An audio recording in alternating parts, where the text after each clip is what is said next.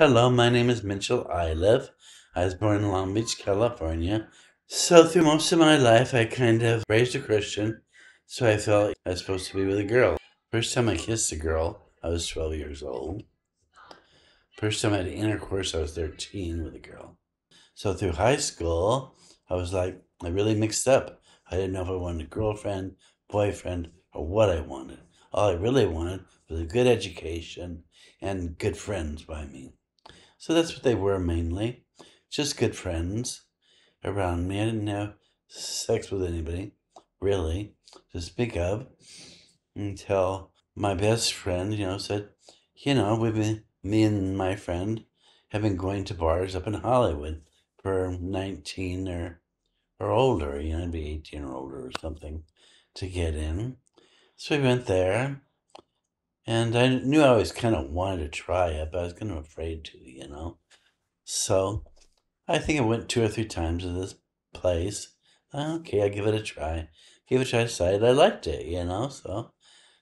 So after that, I started going to Hollywood all the time and hanging out at the gay bars and kind of picked and chose who I wanted to have sex with. Usually about the same people all the time. I also played my music there. But yeah, I got involved with the drug scene when I was young, but I was never a drug addict. I wasn't like shooting up drugs and all that kind of stuff. I think it was about the time all the like Jimi Hendrix, Janis Joplin, all these people were dying from overdoses of drugs, being in the music industry, that my parents stopped encouraging me to continue on with my art career. So I ran into a friend. He got me a scholarship to go to cosmetology school. Ended up having affairs with that guy who got me a scholarship in high school. And he was kind of in love with one of these other guys. And so I think we ended up never three ways, but all separate times had sex with him. I also had a girlfriend there too, 2 or 3. And one day I brought this one guy home that I was working at a beauty salon with. He got all beat up, somehow coming home from a bar in Long Beach. I was living in Norwalk. So we brought him home, and he ended up living with me. So um, we ended up, we traveled around a bit, in California. And making a long story short, we had a car accident and he became quadriplegic. He was my life partner. I loved him with all my heart. We had just we had just bought a salon. We were headed in the right direction. We had plans for the future. We don't really know what happened. Both of us, all we remembered was being at the bar, and we were waiting, we saw a drink in front of us, but all you heard was that we got stone drunk, and for some reason they let us drive home, and he drove home, and I was the passenger in my car, and I was thrown out of the car. They said rolled 2 times, and I was thrown out, and he rolled with it like 5 times, and it broke his back somehow, his spinal column. So I guess they proved somewhere along the line that it was malpractice, but with me, it permanent damage to my shoulder. So, yeah. So he lived a year and 9 months as a quadriplegic. So he had a choice. He could have went back to his family back in the South, but his family was going to put him in a nursing home. And because of their religion, they, that's the reason he came out here, was because he had apparently had sex with his pastor or minister, whatever he was called. And because he did, they caught him. I guess they forgave the preacher, never forgave him, but cast him out of the church.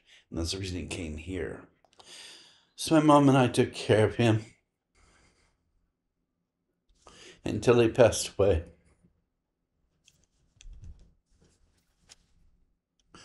So anyway,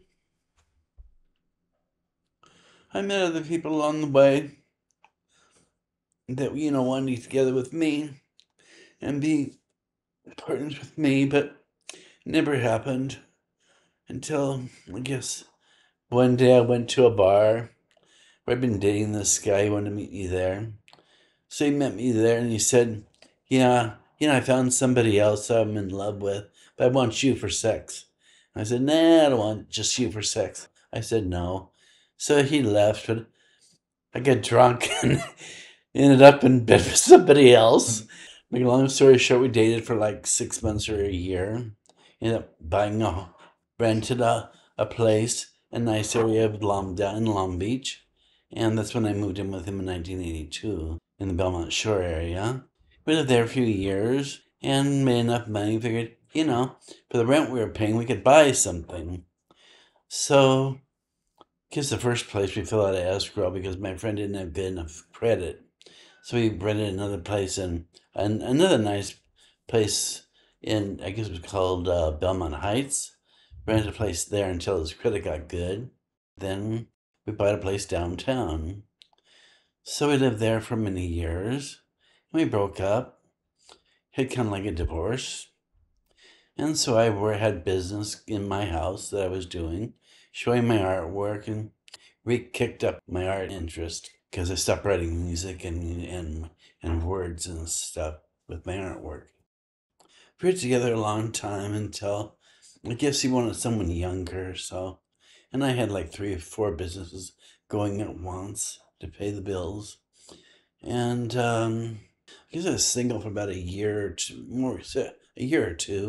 I'm tired of being alone. So I started going to bars again. I guess one bar had like karaoke night, was a busy night. Another bar had free beer, cheap beer, half price or something. That's where I met my current husband. Met him in 1999. So it was like 2 ships crossing. He spoke no English, and I spoke no Spanish. But we communicated in other ways. And so I think we've been pretty much inseparable since 1999. Got married, was 2008, I believe, when it first became legal. And then, we decided to move back to Long Beach, and we did.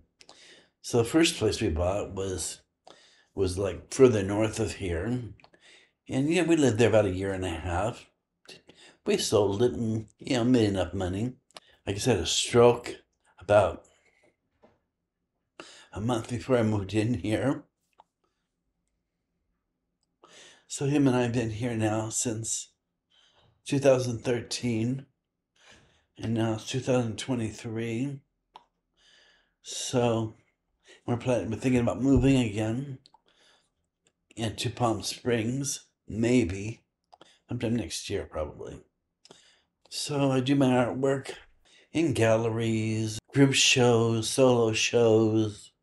I had collectors. I mostly give it away now. Give my artwork away. Give it away to like AIDS projects. Give it away to family and friends and loved ones. And so I try to stay creative. Had a second stroke about a year or so ago.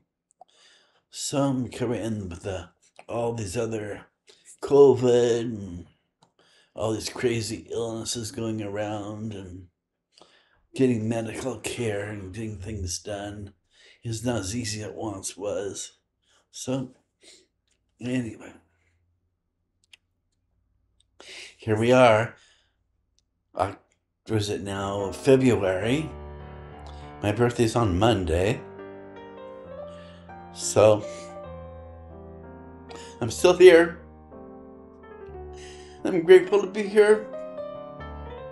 I can't even begin to say. He's everything. I guess in the beginning it was sex and food and having a good time, But yeah, now it's more like a good, really close friendship, and we help each other as much as we can. So hanging in there. Don't give up on life. Hang in there. We're here for a reason. We're all here for a reason of some kind. So, I'm a little nervous of this whole situation. So,